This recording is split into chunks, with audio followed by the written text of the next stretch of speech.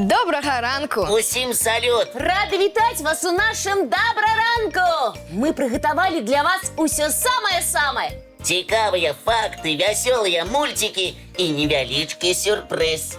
Лесик, який сюрприз? Нешта я не разумею, на что ты намекаешь. Вядома, не разумееш, Потап. Наш з Лесікам сюрприз будзе нечаканым і для цябе, і для нашых тэлегледачоў. Сябры, вам цікава ўбачыць і даведацца, як праводзіць свой ранак тыя, хто нікуды не спяшаецца. Ні ў школу, ні ў дзіцячы садок, ні нават на працу. Кто ж это такие повольные? О, яны не павольныя, а даволі актыўныя. І сустрэцца з імі цяжка, таму што нашы героі скрытныя. А ўзімку гэта ўвогуле немагчыма. Аднак мы з Лесікам паклапаціліся пра вас загадзя, мінулай вясной, і запісалі невялічкае відэа птушынага ранку. Цішком падкраліся і запісалі.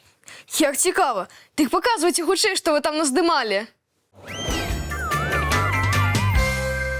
Як вам такі стракатенькі прыгажун з доўгай дзюбкай? Гэта бакас, сябры, невялікі кулік памерам з пярэстага дзятла. Даўжыня цела до 30 сантыметраў. Чым ранкам займаюцца бакасы? Амаль тым жа, чым і вы. Снедаюць і мыюцца. Толькі ў адрозненне ад вас, дзяўчынкі і хлопчыкі, дзеля таго, каб паснедаць, бакасам неабходна пастарацца знайсці свой сняданак. І доўгая дзюба – цудоўны памочнік у гастранамічных пошуках. Дзюба бакаса усім дзюбам дзюба. Ого-го, якая! Каля трэці даўжыні тулава. У адрозненне ад іншых птушак, у бакасаў добра развіты нюх. На кончыку дзюбы ў іх ёсць адчувальныя рэцэптары. Які ж сняданак па густу даўгадзюбікам? О, вам наўрад ці спадабаецца. Насякомыя і іх лічынкі, а таксама дажджавыя чарвякі. А калі пашчасціць, то і невялічкія малюскі. Толькі вывудзіць іх атрымліваецца не так часта. А што ж на дэсерт? Спытаеце вы, і зноў вас расчарую. Нічога салодкага. Насенне і парасткі раслін. Бакасы аддаюць перавагу здароваму харчаванню. Таму яны ў цудоўнай фізічнай форме. Паглядзіце, як жвава бегаюць у пошуках ежы. І нездарма гэтыя птушкі жывуць каля вады. Дзе ж яшчэ можна лепш скарыстаць такую дзюбу-вудачку? Вясной бакас прылятае да нас вельмі рана, нават калі сям-там ляжыць снег.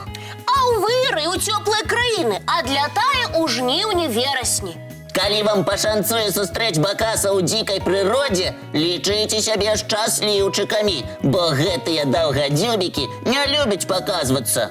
Так што нам пашчасціла не толькі ўбачыць гэтую птушку, але і вам паказаць. Дзякуй, сябры, за цікавы расказ і прыгожае відэа пра бакасаў. Мы рады, што табе, Потап, спадабалася. Спадзяюся, нашым тэлегледачам таксама. А зараз давайте глядзець мультфільм.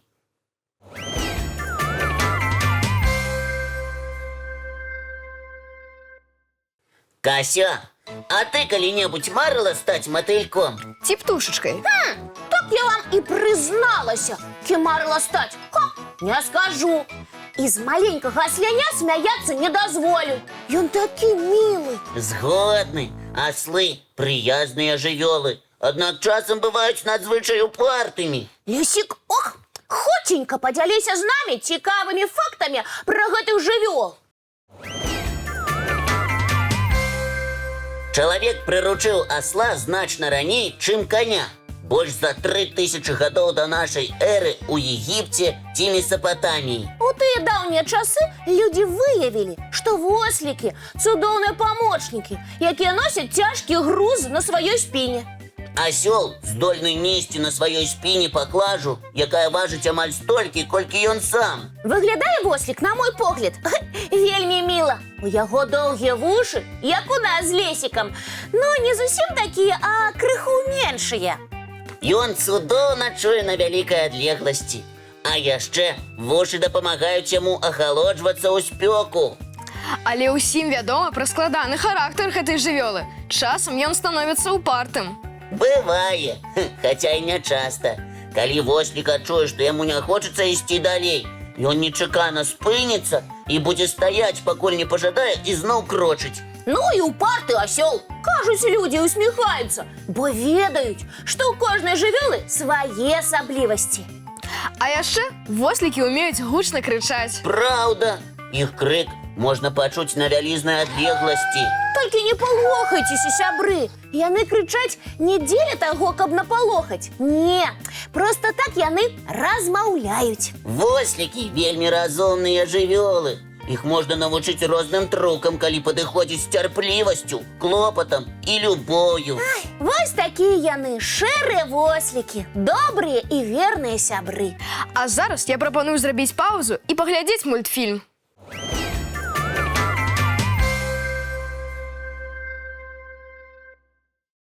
Што ж, вяртаемся ў рэальнасць. У 21 стагоддзе, 2026 год, 22 студзеня і... І што? Што, Лесік? Сёння нейкае свята? Не нейкае, а вельмі смачнае. Сёння дзень нараджэння паветранай кукурузы ці папкорна. Віншуем усіх аматараў хрусткага кукурузнага ласунка. 22 студзеня 1630 года англічане атрымалі ў падарунак ад індзейскага правадыра мяшок з папкорнам. Так ён трапіў на наш кантынент. Атрымліваецца, што індзейцы елі папкорн задоўга да еўрапейцаў? Так, Патап, хто і калі ўпершыню заўважыў дзіўную ўласцівасць кукурузы выбухаць ад высокай тэмпературы, невядома. Магчыма, старажытны чалавек выпадкова даведаўся пра гэта падчас пажару. А чаму, Лесік, кукурузныя зярняткі выбухаюць, ператвараючыся ў папкорн? Расчарую цябе, Кася. Не з кожнага гатунку кукурузы гэты ласунак атрымаецца. Ну вось. Патрабуецца спецыяльны гатунак цукровай кукурузы маіс, які напухае пры награванні. У яго зярнятках знаходзяцца малекулы крухмалу і вады. Пры награванні вада закіпае. Пара разрывае абалонку зярняці, яно раскрываецца. І робіцца хрусткім. Для густу ў паветраную кукурузу дадаюць соль, ці цукар, ці салодкія сіропы. І вуаля! І сёння ў нас ёсць цудоўная нагода пасля школы разам з сябрамі адзначыць смачнае свята – дзень паветранай кукурузы. Чаму бы не? Але пасля школы. А зараз глядзім мультфільм.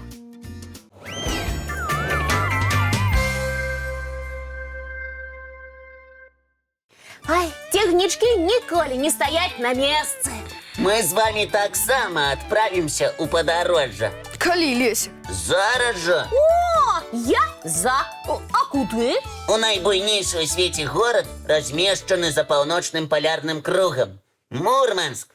Ой, там, напэўна, жудасна холадна. А вось і не. Ляцім.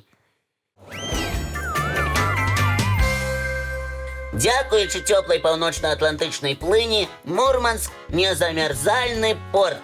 Нават узімку? Ён жа знаходзіцца за палярным кругам. Нават узімку не замярзае, дзякуючы цёплай плыні. У снежні і лютым мароз там звычайна каля 10 градусаў. А, не так і холадна. А я думала, пад 50. Не, моцныя маразы там вельмі рэдкія. Аднак улетку ў Мурманску халаднавата. Сярэдняя тэмпература каля 12 градусаў. Нічога сабе, ці ж гэта лета? Ай, у нас такое надвор'е ранняй вясной. Кася, горад жа знаходзіцца за паўночным палярным кругам. Ну так, улетку холадна. А людзей у Мурманску шмат жыве? Больш за 300 000. І гэта не ўлічваючы турыстаў. А што там робяць турысты, Лесік? У халодным горадзе за палярным кругам.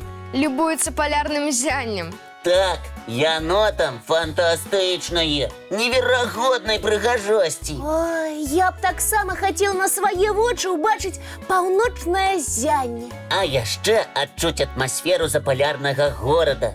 Дарэчы, адлегласць ад Мурманска да паўночнага полюса Крыху менш за 2500 кіламетраў. А яшчэ турысты ў Мурманску наведваюць атамны ледакол Ленін, які стаў музеем. Таксама цікава. І порт там найбуйнейшы. З Мурманска звычайна адпраўляюцца даследчыкі ў навуковую экспедыцыю ў Арктыку.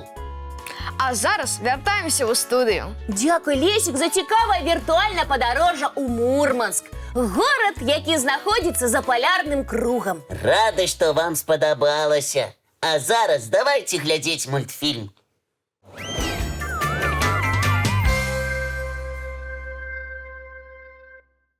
Што ж, сябры, прыйшоў час развітвацца.